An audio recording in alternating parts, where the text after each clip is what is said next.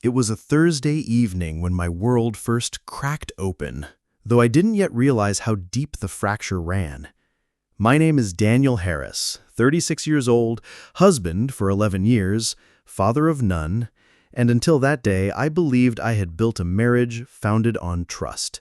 My wife, Melissa, was radiant, elegant in her every movement, with a smile that could melt the hardest stone. She was the kind of woman who turned heads when she walked into a room, and perhaps I should have paid more attention to whose heads were turning, but I didn't.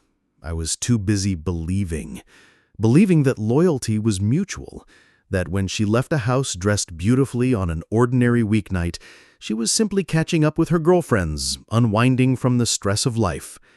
I was blind. That Thursday, however, life shoved the truth into my lap. Melissa had said she was meeting the girls for dinner. She slipped into a navy blue dress that fit her curves too perfectly to be casual. The kind of dress you wear when you want to be noticed, not when you're sharing wine and laughter with women you've known for years. Her perfume lingered heavily as she breezed past me in the hallway, giving me the faintest peck on the cheek. "Don't wait up," she said with a smile. Something in her tone prickled the back of my neck, but I ignored it. Instead, I nodded, sinking back into the couch, flipping through meaningless television channels. But unease gnawed at me. Melissa wasn't careless. She was clever. Yet tonight, her eyes had darted too quickly away from mine. Her phone had been face down on the table all afternoon. And when she left, she clutched her purse like it carried state secrets. I told myself I was paranoid, that trust was the foundation of marriage. But paranoia has its own gravity. And that night, it pulled me into action. I grabbed my phone, scrolling through contacts until I reached Mark. Mark was my closest friend, though in recent years work and marriage had eroded the time we spent together. He was a solid man, one of those people who believed in loyalty almost to a fault. I dialed his number. "Daniel, everything good?" His voice was calm, steady. "Not really," I admitted. "Melissa said she's out with her friends tonight, but something doesn't feel right. I think she's lying." There was silence on the line, heavy and dangerous. "You sure about this?" he asked finally. "No, that's the problem. But I need to know. I can't sit here like a fool wondering." Mark exhaled slowly.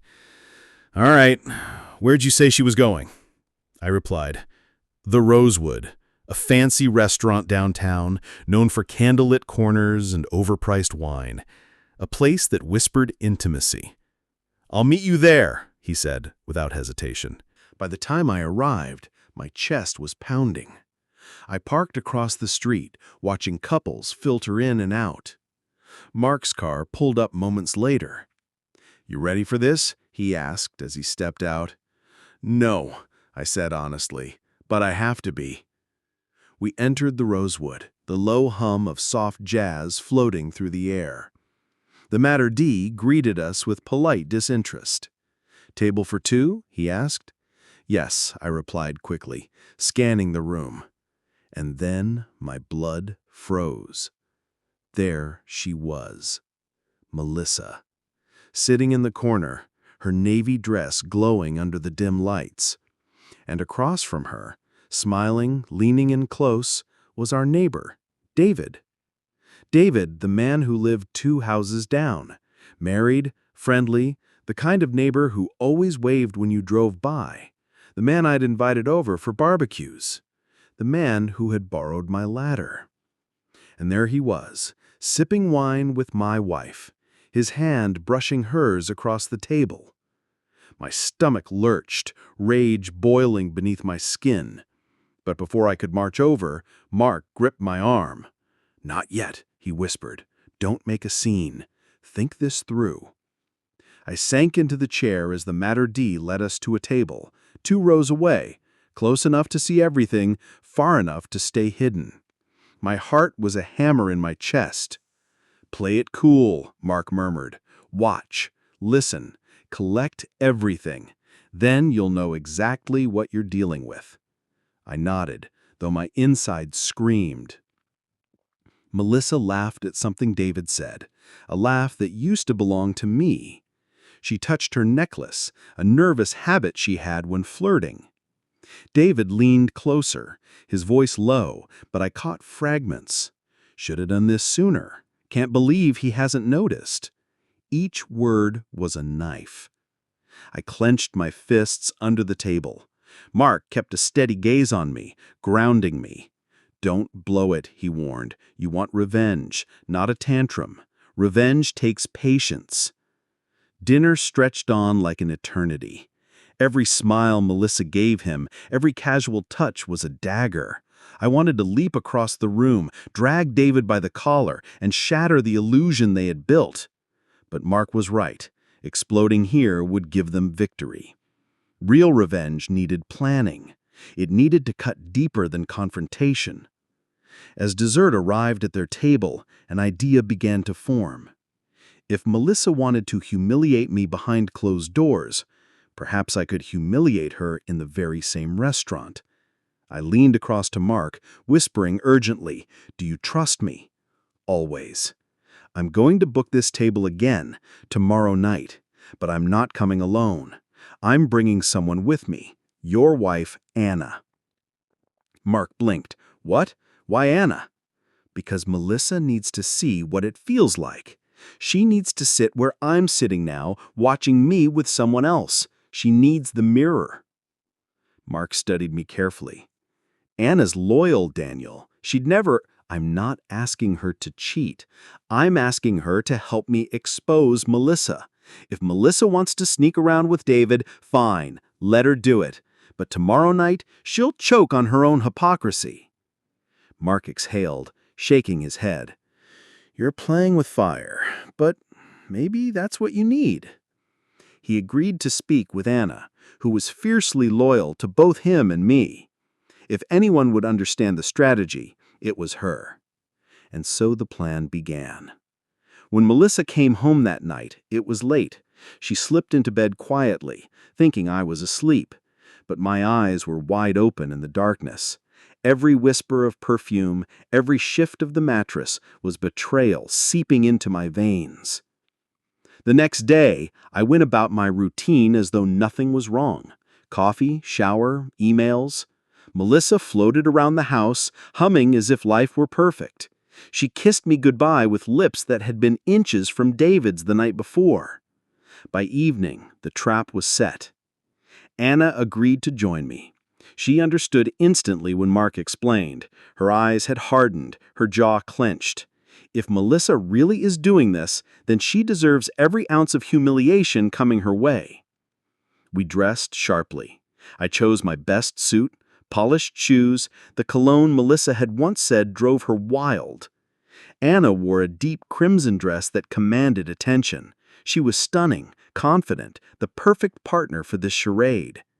When we entered the Rosewood, my nerves sparked like live wires. The Mater D recognized me. "Welcome back, Mr. Harris. Your table is ready." And there we were again, 2 rows away from the corner table. This time, Melissa and David were already seated. She wore another striking dress, emerald green, her hair styled differently as though she were reinventing herself for him. They were laughing, glasses clinking, their world insulated in deceit. Until she saw me. Her eyes landed on Anna and me, and in an instant her smile collapsed. Her fork clattered against the plate.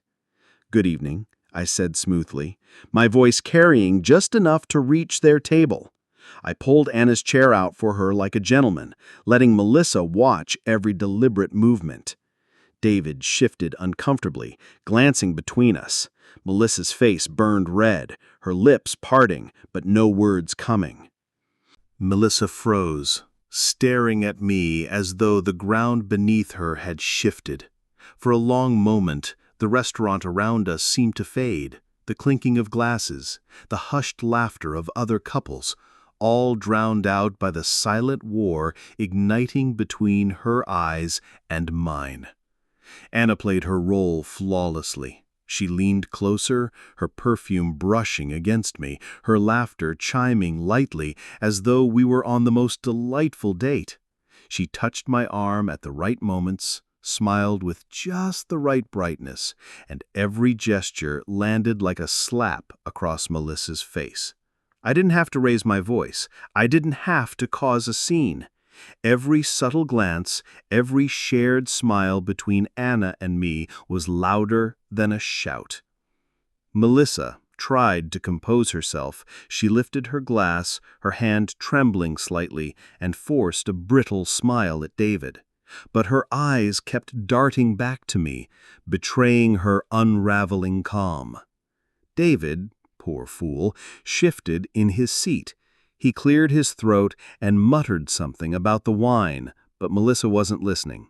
She was too busy trying to decode the performance unfolding 2 tables away. Good. Let her drown in it. Dinner progressed.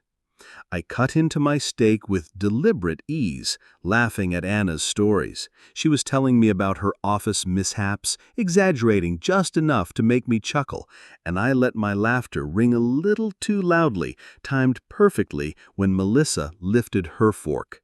At one point, I reached across the table, brushing Anna's hand with mine.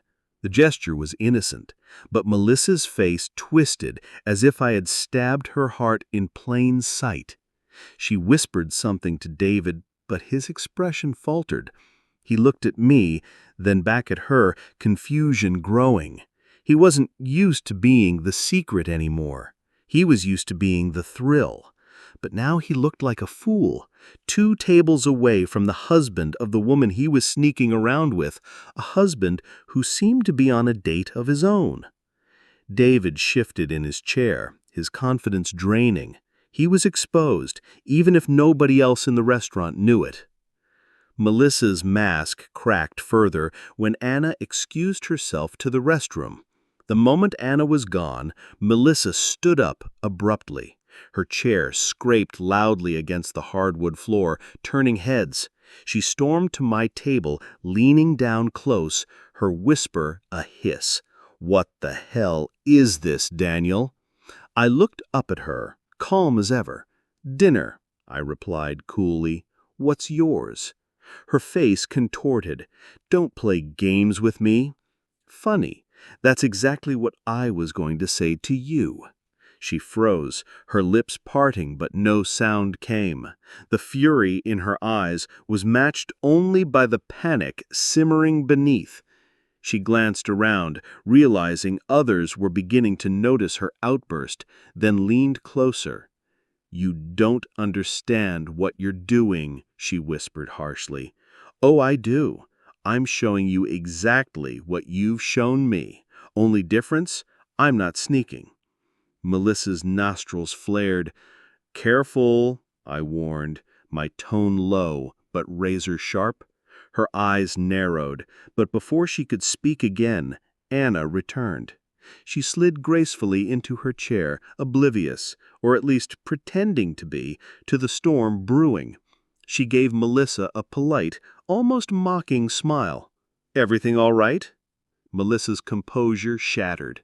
She forced a tight smile, nodded stiffly, and stalked back to her table, where David sat awkwardly, his face pale.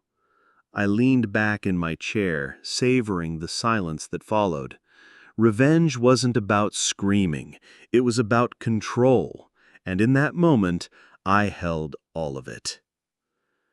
The rest of the evening unfolded like theater. Melissa barely touched her food, her gaze flicking constantly to our table. David tried to keep the conversation alive, but she was lost in her own fury, her pride crumbling. Anna and I finished dinner at a leisurely pace. When dessert came, I made sure to feed Anna a spoonful of chocolate mousse, just enough of a gesture to twist the knife. Melissa's fork clattered again. David muttered something, but she waved him off. She was breaking, piece by piece. By the time Anna and I stood to leave, Melissa was visibly trembling. I pulled Anna's chair out for her once again, my movements slow, deliberate, the perfect gentleman. I caught Anna's eyes as we passed their table, gave her the faintest smile, and then walked out. I didn't need to confront her in public. I didn't need to shout. The humiliation was already written all over her face. I didn't need to confront her in public. I didn't need to shout. The humiliation was already written all over her face. The silence in the car afterward was thick, but not uncomfortable. Anna finally spoke. "That was brutal," she said, though a smile tugged at her lips. "She needed to see it," I replied. "She needed to feel what it's like to sit helplessly, watching." Anna nodded. "You got your point across. Trust me, she won't forget that." But I wasn't finished. No, the dinner was just the opening act. True revenge, I knew, would take more than one night. Melissa confronted me the next morning. She stood in the kitchen, her arms crossed, her eyes blazing. "What the hell was that last night?" she demanded. I sipped my coffee calmly. "I could ask you the same." Her jaw clenched. "Don't twist this. You humiliated me." I set the mug down with a quiet thud. "You humiliated yourself. I just held up the mirror." She faltered, her confidence cracking. "It's not what it looked like," she said weakly. "Really?" I asked, arching an eyebrow. "Because what it looked like was my wife on a date with our married neighbor. Candlelight, wine, laughter. What exactly am I supposed to call that?" She opened her mouth, closed it again, then finally muttered, "We were just talking." I laughed coldly. "Talking? That's the best you can do?" Her cheeks flushed. "You don't understand." "Then explain it," I challenged, stepping closer. "Explain why your hand was on his, why your smile was the same one you used to give me, why you dressed like you were going to seduce someone. Explain it, Melissa. I'm listening." But she had no explanation, only silence. I leaned in, my voice low. "You thought you could play me for a fool. You thought I'd never notice. But now you're exposed. And I promise you, Melissa, last night was only the beginning." Her eyes widened, fear flickering for the first time. "What are you going to do?" she whispered. I smiled coldly. "You'll see." Over the next week, I began laying the groundwork. Melissa tried to act normal, but the tension between us was electric, dangerous. She cooked dinner, asked about my day, even attempted to initiate intimacy. I refused her advances, each rejection cutting deeper than any argument. Meanwhile, I started spending more time with Anna and Mark. Not in secret, but openly. Group dinners, casual hangouts, long conversations. Melissa noticed, she always noticed, and each time her jealousy flared brighter. The irony was exquisite. She had been the one sneaking behind my back, but now she was the one consumed with suspicion. Every time I left the house, her questions grew sharper. "Where are you going? Who are you meeting? When will you be back?" I gave her vague answers, enjoying the reversal. And then came the second stage of my revenge. One evening, I suggested to Mark and Anna that we host a dinner party. Just a small gathering, close friends, neighbors, including, of course, David and his wife, Claire. The idea lit a spark in me. If Melissa wanted to betray me with David, then let her sit across from his unsuspecting wife while I orchestrated the evening. Let her squirm under the weight of her lies. Anna caught on immediately. "That's deliciously cruel," she said with a smirk. Mark wasn't sure. "You're playing a dangerous game, Daniel." "I may be, but it's a game she started." The night of the dinner party arrived. Our home was filled with laughter, glasses clinking, the aroma of roasted lamb filling the air. Claire, sweet and unsuspecting, sat beside David, her hand resting lovingly on his. Melissa sat opposite them, her smile forced, her eyes darting nervously. I played the perfect host, charming, attentive, generous with the wine. I asked David about his work, praised Claire's new haircut, laughed with Anna and Mark. On the surface, it was a flawless evening. But beneath the surface, Melissa was drowning. Every time Claire touched David's arm, every time he kissed her cheek, her facade cracked a little more. She couldn't bear it, seeing the man she thought she had stolen acting like the devoted husband. And I made sure to twist the knife. "David, you and Melissa seem to be spending more time together lately," I said casually, pouring wine. The room stilled for a heartbeat. Claire turned to David, eyebrows raised. "Oh, really?" David stammered. Well, I mean, just neighborhood stuff, casual chats." Melissa nearly dropped her glass. Her face drained of color. I smiled innocently. "Ah, of course. Just neighbors. Good to know." The conversation limped forward, but the damage was done. Claire's eyes lingered on David, suspicion blooming. Melissa sat rigid, her hands trembling under the table. And I savored every second. That night, after the guests had gone, Melissa exploded. "How could you do that?" she shouted, pacing the living room. "Do what?" I asked calmly, sipping a drink. "You know exactly what. Bringing them here, making those comments, you're trying to destroy me." I set the glass down and rose slowly. "Destroy you? Melissa, you've already done that yourself. I'm just letting the mask slip." Her eyes filled with tears. "Why are you doing this to me?"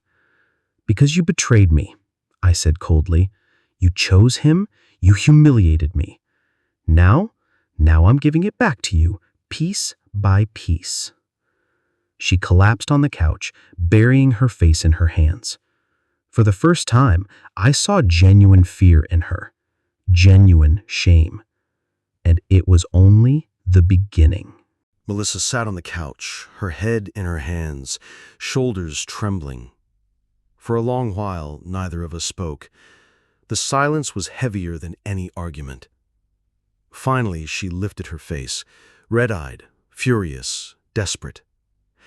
"You can't keep doing this," she whispered. "Doing what?" I asked coolly. "Humiliating me." A bitter laugh escaped my lips. "Melissa, you've got it backwards. I'm not humiliating you. I'm simply holding the mirror. You don't like the reflection? That's on you." Her lips quivered. "You don't understand. David and I, it wasn't serious. It was just—" "Just what?" I snapped, stepping closer. "Just dinner? Just lies? Just betrayal?" She flinched at the word betrayal. "Stop pretending it was harmless," I hissed. "You knew exactly what you were doing, and you didn't care." Her voice rose. "Because you stopped caring about me first." That one cut deep. I stared at her stunned as her words echoed. Was it true? Had I been so consumed with work, routine, the comfort of marriage, that I'd let her slip away? Maybe. But betrayal wasn't the solution. "You could have talked to me," I said, quieter now. "You could have told me how you felt, but instead, you chose him." Melissa's eyes filled with tears again. "I made a mistake." I studied her carefully. For a flicker of a second, I wanted to believe her, but the image of her laughing with David, touching his hand across that candlelit table, was carved into my mind. Some mistakes cut too deep to forgive, and my revenge was far from finished. Over the next few weeks, I tightened the screws. I became distant, but composed, never raising my voice, never giving her the satisfaction of a fight. Instead, I turned charm outward. I laughed more with Anna and Mark in public, spoke warmly with neighbors, engaged with colleagues. Everyone saw me thriving, glowing even. Meanwhile, Melissa's paranoia grew. She hovered around me constantly, asking questions about where I was going, who I was with, what time I'd return. She scrolled my phone when she thought I wasn't looking. She lingered at windows, watching me leave. The irony was sweet. The betrayer had become the suspicious one.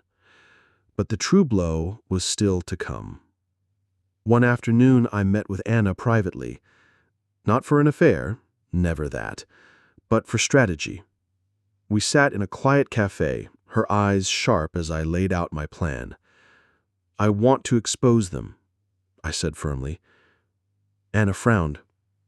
"Expose them how?" "At the right moment, in front of the right people. I want Melissa and David stripped of their lies. I want Claire to see. I want everyone to see." Anna hesitated. "Daniel, this could destroy lives." I met her gaze. "It already has. Mine. Now it's their turn." Slowly, she nodded. "All right. But if we do this, we do it clean. No screaming, no chaos, just undeniable truth." Exactly. And so the plan was set. The opportunity came sooner than expected. Claire decided to host a neighborhood gathering at her home, a small dinner party to reconnect with friends. David, of course, would be there. Melissa, too, invited by Claire's oblivious kindness. It was perfect. That night, the air buzzed with laughter and clinking glasses. Claire flitted about, radiant in her hostess role. David played the charming husband, Melissa plastered on her most convincing smile. And I waited. After dinner, when wine had loosened tongues and the mood was light, Claire suggested a game. "Let's play something fun. Like Truth or Dare, but for adults." The room chuckled. Jokes were made. And then, as though fate itself had intervened, David picked up the idea with enthusiasm. "All right, let's start. Truth or Dare, Melissa?" Melissa flushed under the sudden spotlight. "Truth," she said hesitantly. David grinned. "What's the most scandalous thing you've ever done?" A ripple of laughter passed through the room. Melissa stammered, forcing a nervous chuckle. "Oh, nothing exciting. I'm boring." But her eyes darted to me for the briefest second. That was all the fuel I needed. I leaned back, my voice calm, but loud enough for all to hear. "Well, I can think of something." The room stilled, Melissa's face drained of color. David's grin faltered. "Daniel?" But I raised a hand. "Truth. Right? Isn't that the game?" I looked around the room, my tone casual, even amused. "How about this one? Melissa's most scandalous act was having dinner. Twice, in fact, with a man who isn't her husband. A married man, no less. Candlelight, wine, the works." A gasp rippled across the room. Claire's smile vanished, her gaze whipping toward David. Melissa jumped to her feet. "Stop it!" she cried, her voice shrill. "You're twisting things." But I didn't flinch. I kept my voice steady. Am I? Because I was there. Sitting 2 tables away, watching. The first night she went, I followed her. The second night, I made sure she saw me. With Anna. So she could feel what betrayal tastes like. Claire's hand flew to her mouth, eyes wide with horror. She turned to David. "Is this true?" David stammered, sweat beading on his forehead. "It's not what it sounds like." "Oh, it's exactly what it sounds like," I cut in coldly. "I've got no reason to lie, but maybe David does. Maybe Melissa does. What do you think, Claire? Does that sound like nothing?" Claire's face crumbled. She shoved back her chair and fled the room, tears streaming down her face. The silence left behind was suffocating. Melissa was trembling, her face pale, eyes wide with fury and shame. "You've destroyed everything," she hissed at me. I leaned closer, my voice like ice. "No, Melissa. You did." The fallout was immediate. Claire left David that very night, packing bags in a storm of tears and rage. Word spread quickly. Neighbors whispering, friends taking sides. David's reputation crumbled. Melissa's too. And me? I walked away from the wreckage calm, composed, untouchable. But my revenge was still not finished. Because now Melissa was clinging to me like a drowning woman. She begged for forgiveness, wept in the kitchen, left apologetic notes on my pillow. She promised change, promised loyalty, promised love. But I didn't want her promises. I wanted her broken. So I let her beg. I let her squirm. I gave her hope with one hand, only to snatch it away from the other. "I don't know if I can trust you again," I'd say softly, as she crumbled. And each day, her desperation grew. The final stage came one quiet Sunday afternoon. Melissa approached me timidly, her eyes swollen from crying. "Daniel," she whispered, "I can't live like this. Please, please tell me what I can do to make this right." I studied her for a long moment. Then I spoke. "You can leave." She blinked, stunned. "What?" "Pack your things," I said coldly. "You're moving out. This marriage is over." Her face crumbled. "No, please, don't do this. You made your choice when you chose him. Now I'm making mine." Tears streamed down her cheeks as she collapsed to her knees. "Daniel, I'll do anything." But I only shook my head. "You've already done enough." And with that, I walked away, leaving her sobbing on the floor. The divorce was swift. Melissa tried to fight, but the evidence of her betrayal crippled her case. I walked away with the house, the assets, and, most importantly, my dignity. David, abandoned by Claire, was left a pariah. His home grew dark, his presence a shadow of what it once was. He lost not just his marriage, but his respect, his place in the community. And Melissa? She faded into whispers. The once radiant woman, the wife who thought she could outsmart me, became a ghost in her own story. My revenge was complete. But there was one last twist, one last card I hadn't revealed. Because Anna, she had been more than just an ally. In the long nights of planning, in the whispered conversations, a bond had formed. Not physical, not yet, but something deeper. The weeks after Melissa left the house were strange, liberating, yet eerily quiet. No footsteps pacing in the hallway, no faint perfume clinging to the sheets, no forced conversations over dinner. Just silence. I thought I would feel emptiness, but instead I felt clarity. My mind, once consumed by doubt and betrayal, was free. My body moved lighter, my sleep deeper, and yet I wasn't done. I had ended the marriage, I had taken the house, and I had exposed Melissa's affair, but revenge, the kind that sears into memory, requires one last act. Something unforgettable. Something so devastating the guilty never escape it. I wanted Melissa to choke on the ashes of what she had done. And fate, as it often does, handed me the perfect opportunity. It began with a phone call. "Daniel?" The voice was shaky. "Melissa." I hesitated, then answered, my tone cool. "What do you want?" I need help." Her voice cracked. "I don't know who else to call." I almost laughed.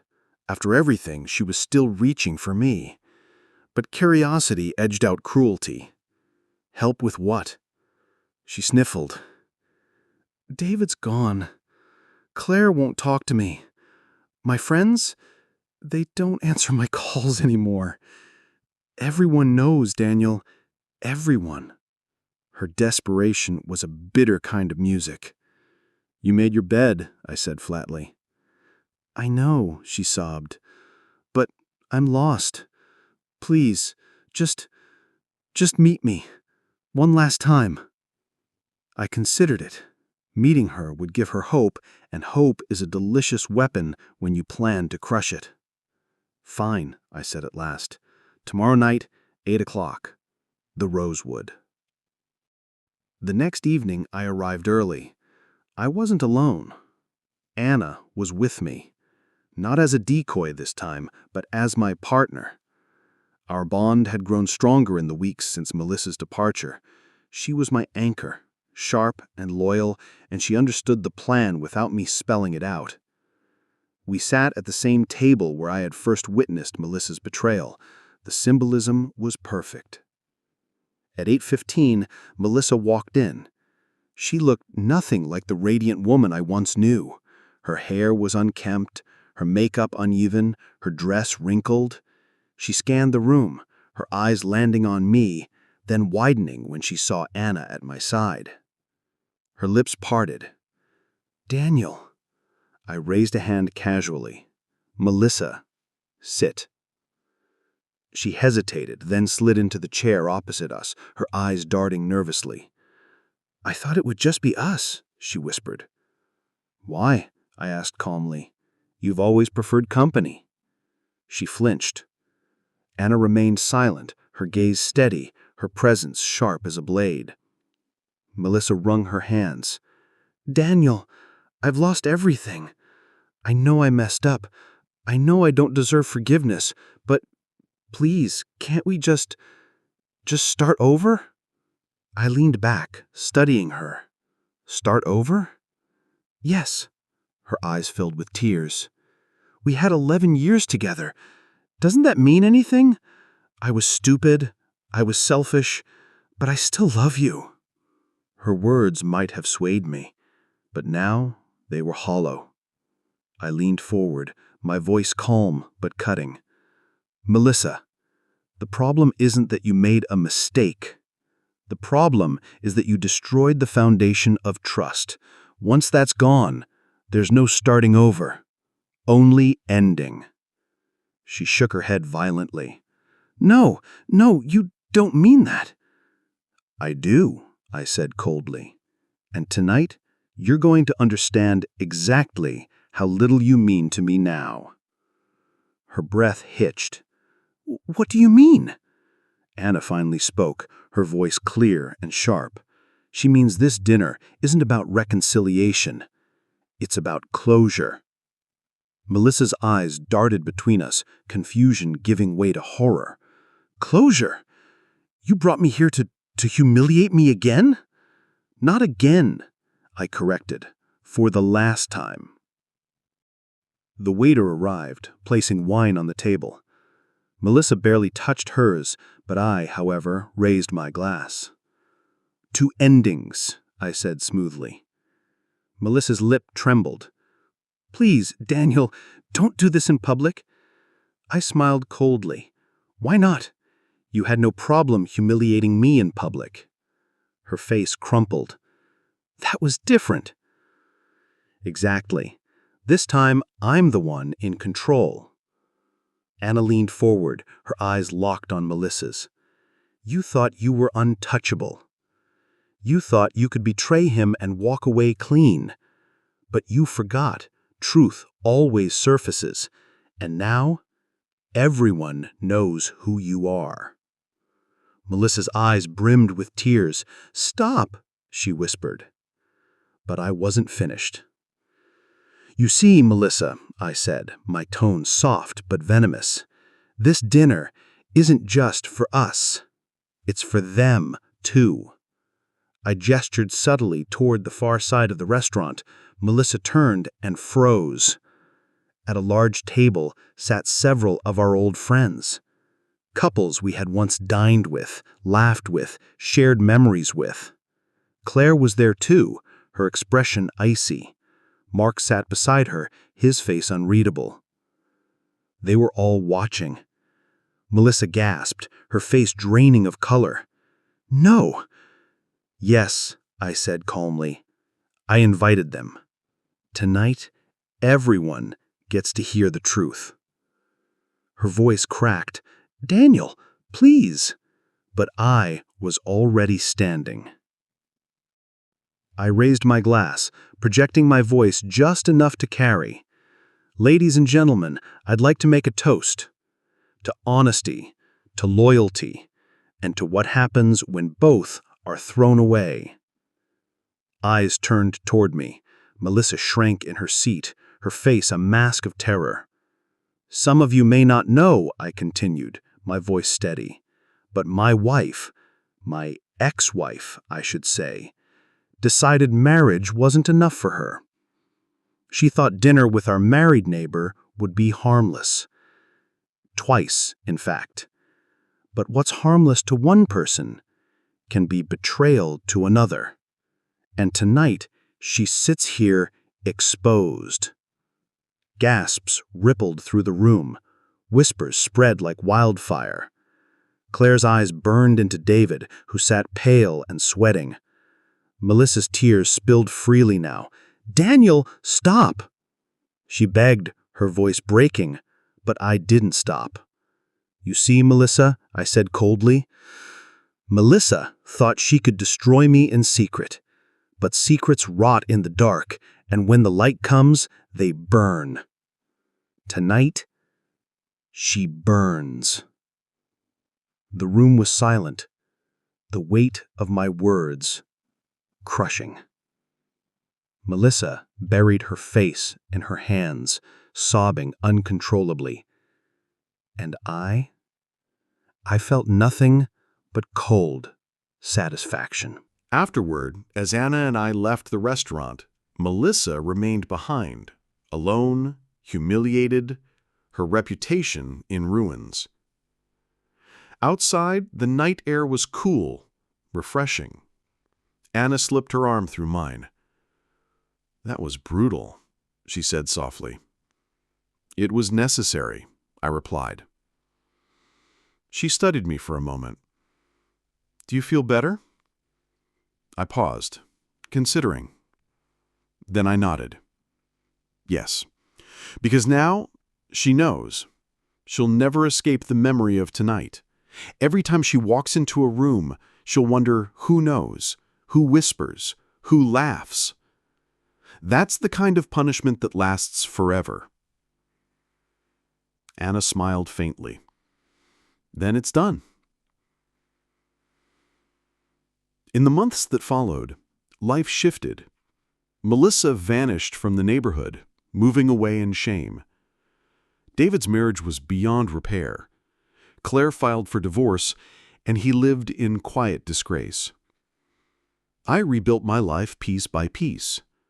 Work thrived, friendships deepened, and with Anna, well, something real began to bloom. What had started as an alliance of revenge grew into a partnership of trust, laughter, and possibility.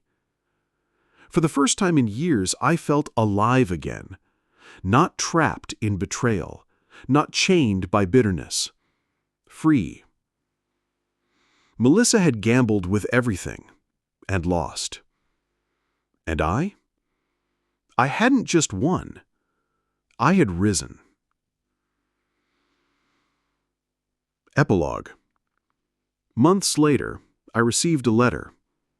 The handwriting was shaky, the envelope worn. Melissa. Inside, only a few words. "You destroyed me, but maybe that's what I deserved." I folded the letter quietly, placed it in a drawer, and never replied.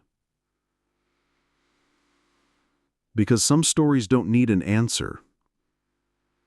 Some stories end in silence. And some, like mine, end in the coldest revenge. Please remember to subscribe to my channel for more stories of betrayal and a sweet revenge.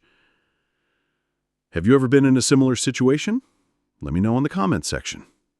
Thanks for listening.